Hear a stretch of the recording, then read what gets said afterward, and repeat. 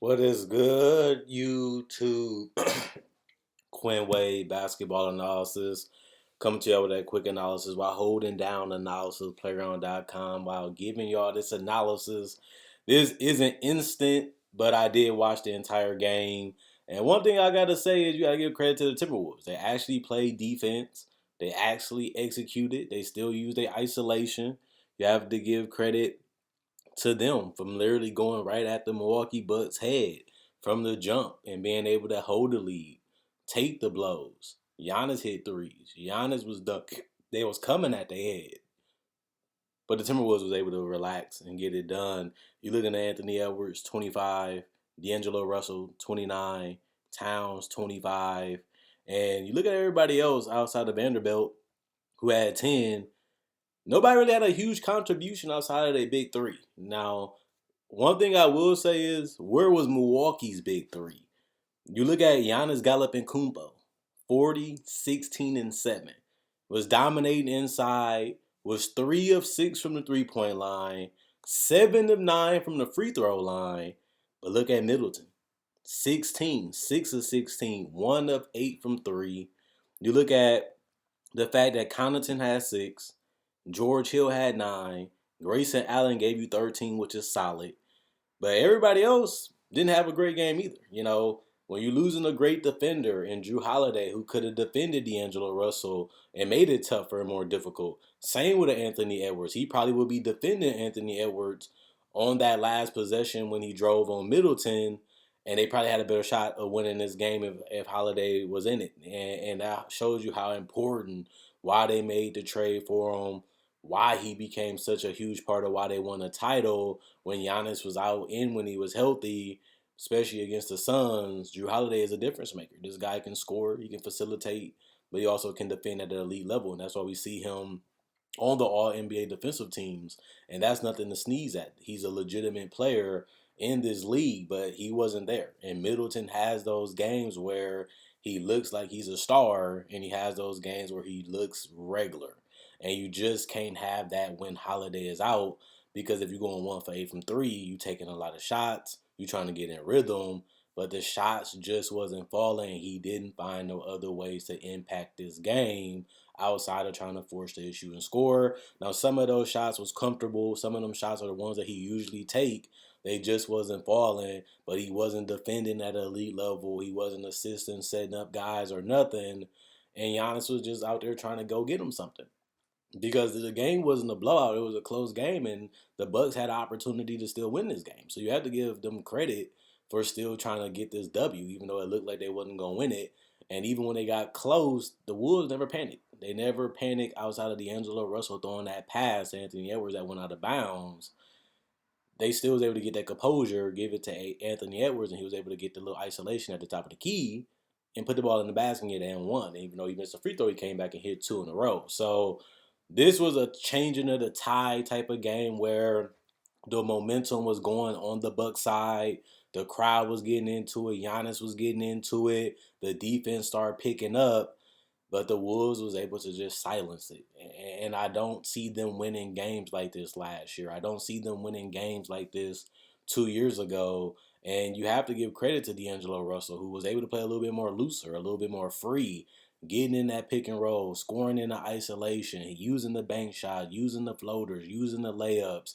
And just absolutely just trying to, you know, get to his spots and just knock down shots, and he was able to do that. He has been struggling, staying healthy. He has been struggling, putting the ball in the basket these last couple years, and they're going to need him to pick that up. That's why you give him that contract. That's why you make that trade, because not only is you trying to make Karl Anthony Towns happy, you're also still trying to be the best team you can be. And Wiggins wasn't really cutting it because he just couldn't give you enough offensively. And D'Angelo Russell hasn't lived up to that contract, and he hasn't lived up to the hype just yet.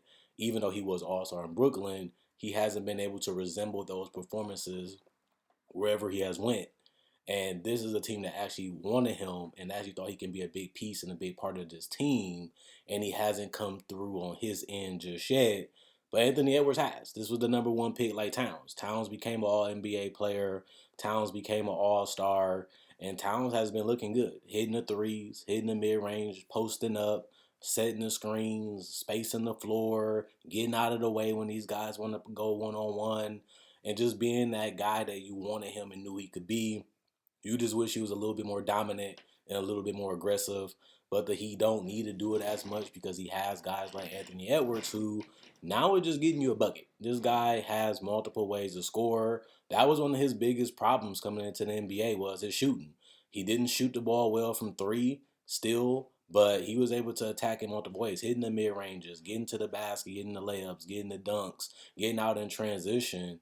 You want to see him mix that bag up a little bit. We know he can get you a bucket. We know that he can get his own shot, but he still has to do it efficiently, and he still has to make guys around him better.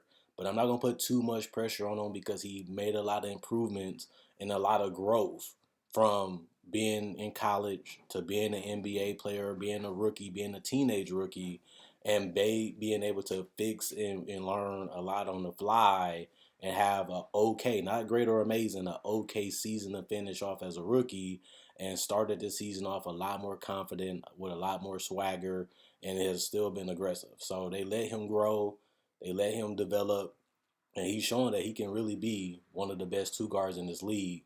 Defensively, he picked it up a little bit. You want to see more of that. He has the athleticism, he has the body, he has everything you need talent wise and athleticism wise. Mentally, Anthony Edwards is just not there.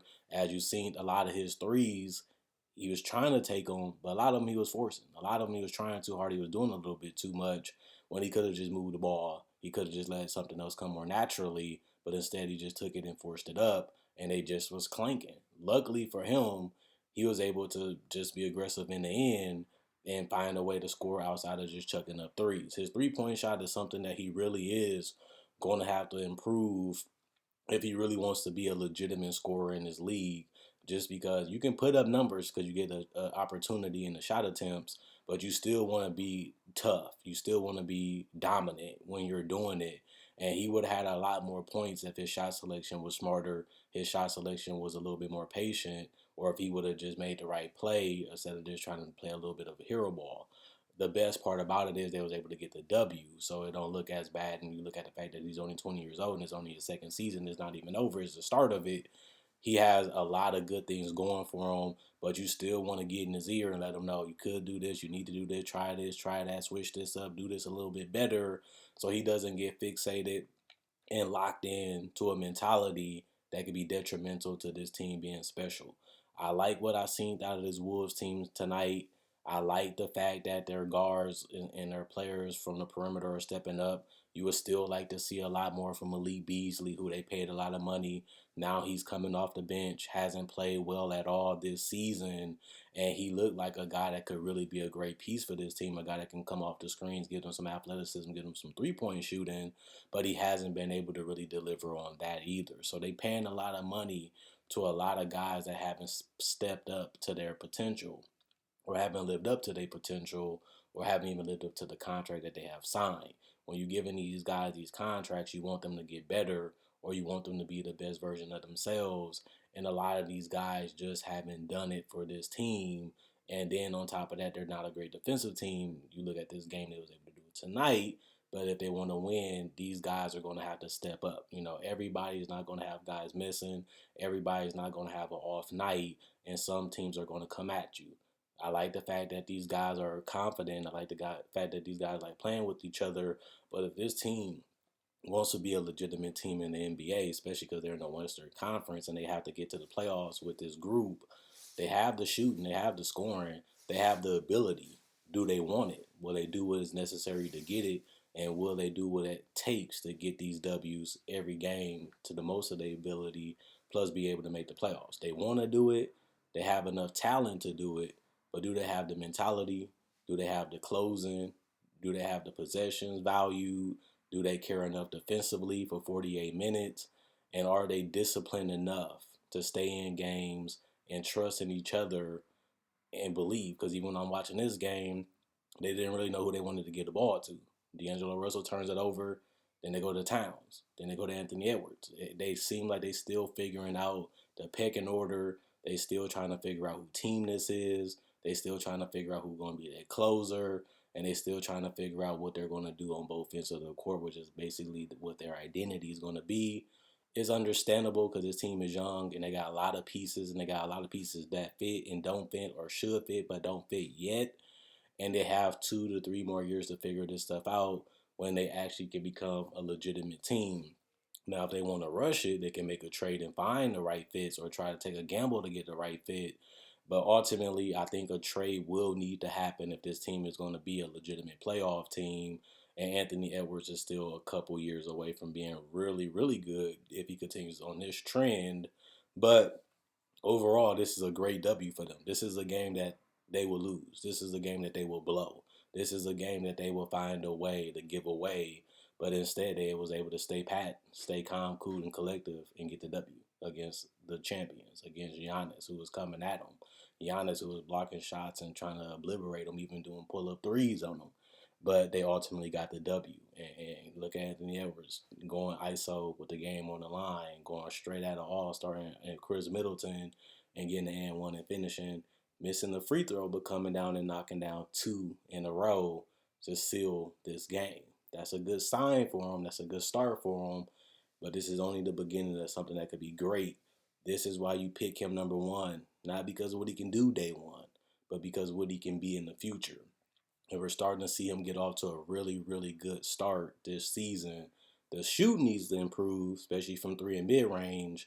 The shot selection needs to improve. The decision making needs to improve. The defensive intensity and consistency need to improve. But that can come years from now because he's only 20. I'm proud of him. I like what he did today. I liked him in the draft, but I still need to see a little bit more from him. Like I said, his start has been better, especially compared to last year. But we looking at superstar with Anthony Edwards. He's not there yet, but he's showing them signs and that and them flashes again. And I was glad to watch him and see him do his thing. But we'll see what he become by the end of this season. Other than that, hope you guys enjoyed the video. Hope you guys enjoy the rest of the day. I'll be back later tonight with my analysis on the Knicks game against the Bulls. Hope you guys, enjoy that game. See y'all later.